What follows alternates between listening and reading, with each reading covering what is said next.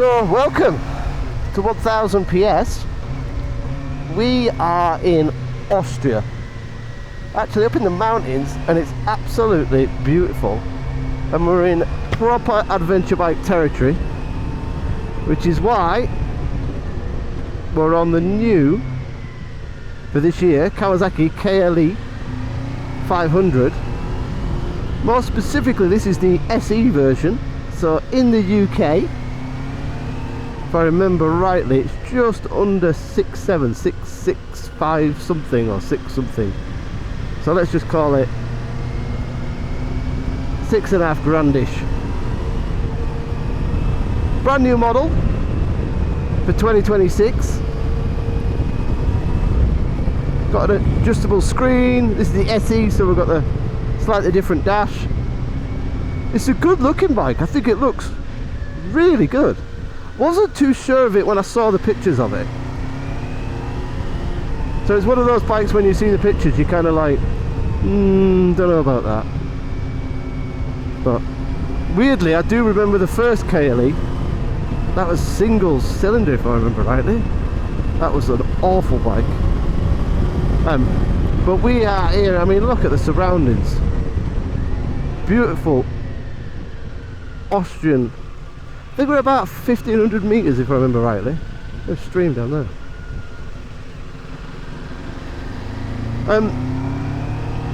The engine, parallel twin, used in the Ninja 500, the Z500. But Kawasaki haven't done anything to it. It's just taken straight from that engine. So it's not quite 47 horsepower. It's in the A2 license category, which is 47 horses, but it's not quite 47. I think it's like 44 point something, about 9 grand. The peak torque is 6.5 ish, round about there.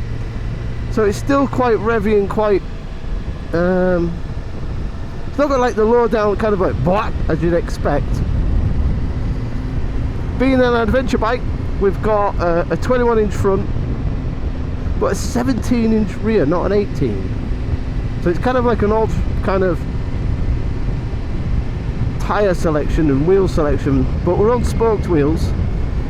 We've got no adjustment, hello cows, no adjustment on the forks. I think we've only got preload on the back.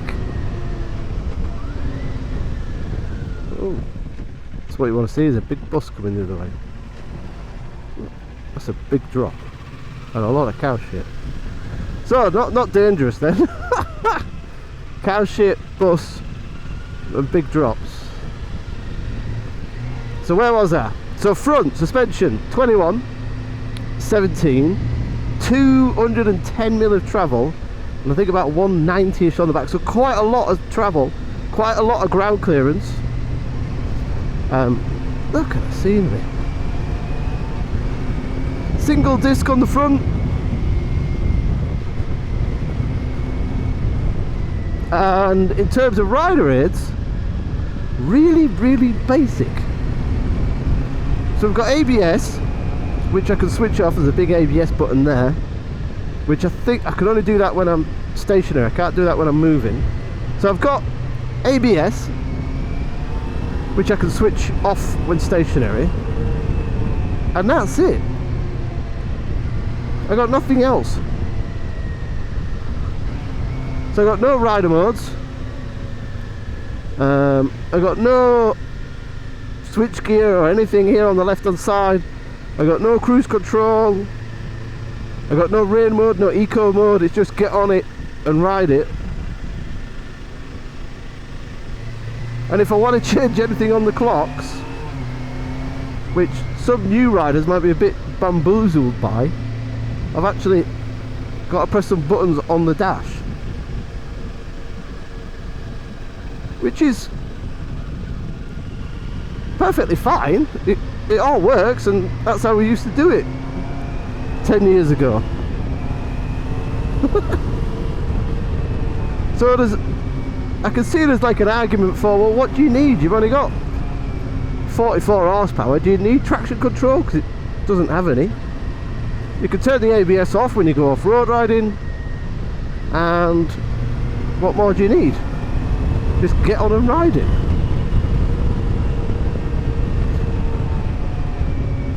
And that's a fair argument, but then who are we comparing it to?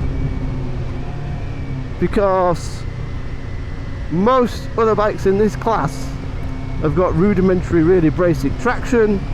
Most bikes in this class have got multiple rider modes, like a gravel mode or an off-road mode or a raid mode. The Kawasaki hasn't. And as I say, it's that, what does that say, 6.5 grandish?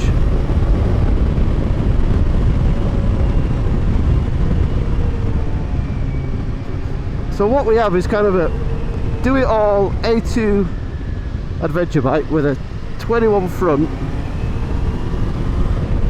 good looking, attractive Kawasaki on the side, which means good quality, made well, nice clocks, revvy engine, bit, not revvy, but just not as punchy as you would expect from Kawasaki, because normally I would expect on an adventure bike to have a few changes. It's just beautiful out here.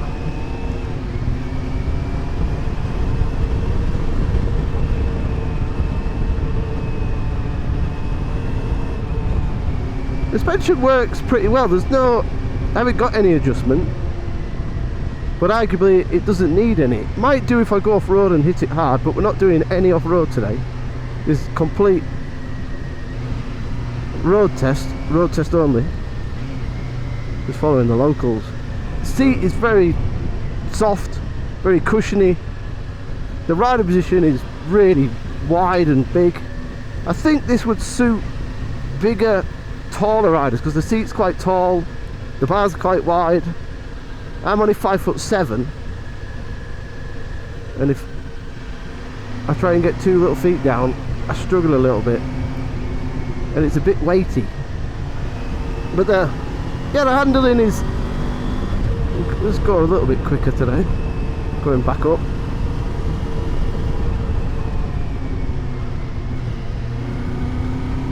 This road is really, really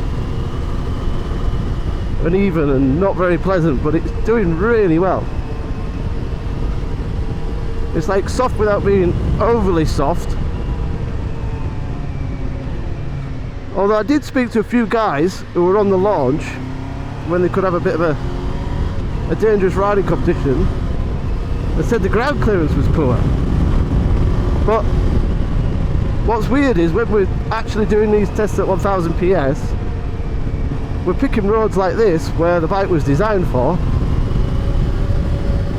and we're not screaming it and throwing its pegs on the floor. We're just kind of riding it as it was intended. Now with a 21-inch front wheel, it is slow steering as you'd expect. I'd never describe it as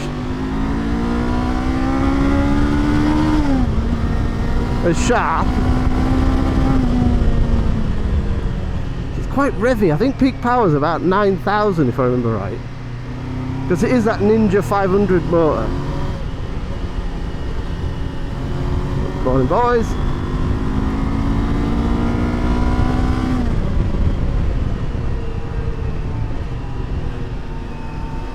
What a road.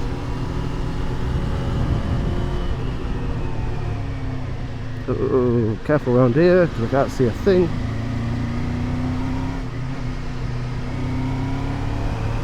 Something smells like it's burning, which I think is the clutch of the car in front. Cars going uphill have got priority. Okay, you're going to go backwards, that's nice. See, now I'm struggling a bit because the seat is so tall and I've got so much. Oh, that's close, dude. That is really close.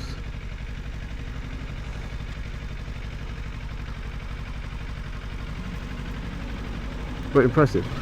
What was I saying? Yeah, the seat, it's quite a tall seat, but it's quite narrow. But I'm right on my tiptoes and the weight is quite tall. Or it feels that way to me. And the 21-inch front wheel means the steering is slow, but predictable.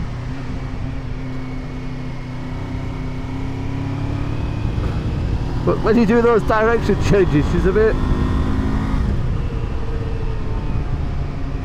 But it's kind of what you'd expect from an adventure bike. We're not going to take it off-road today. This is just a pure road test. And we've had a couple of days of riding up here in the hill. Well, not hills, these are mountains. The ski resort is up there in Austria, which is, for me, this is where the bike's been designed for. We've done some higher speed stuff. Strangely, the left peg has got more vibration through it than the right peg. So the left peg feels a little bit more vibey, oh, cow crap, than the right peg. When you get to like 7,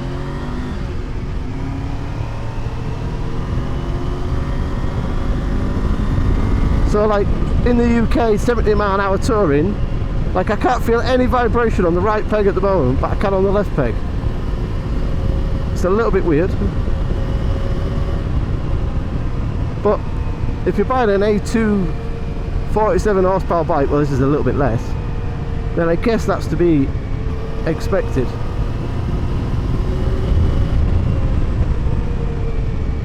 But I'm not missing the lack of rider modes. I'm not missing the lack of traction control. I think having to change the dash and everything one-handed, is that really a problem? The problem is, in this competition, for this price, there are other bikes that have got more spec, more rider modes than the Kawasaki. So if you go in the Kawasaki route, just don't borrow your mate's bike.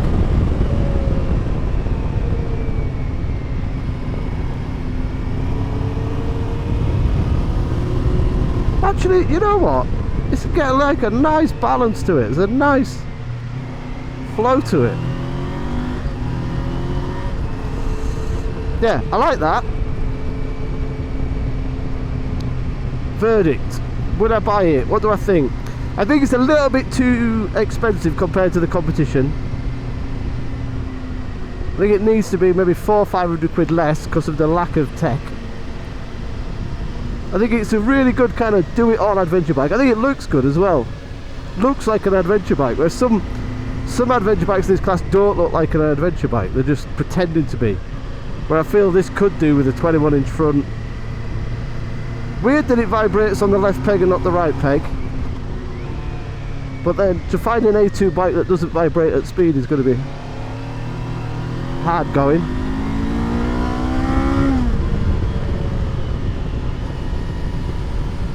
But it's a lot better than I thought it was. When I initially got on it, I thought it was a little heavy steering, but it's certainly not.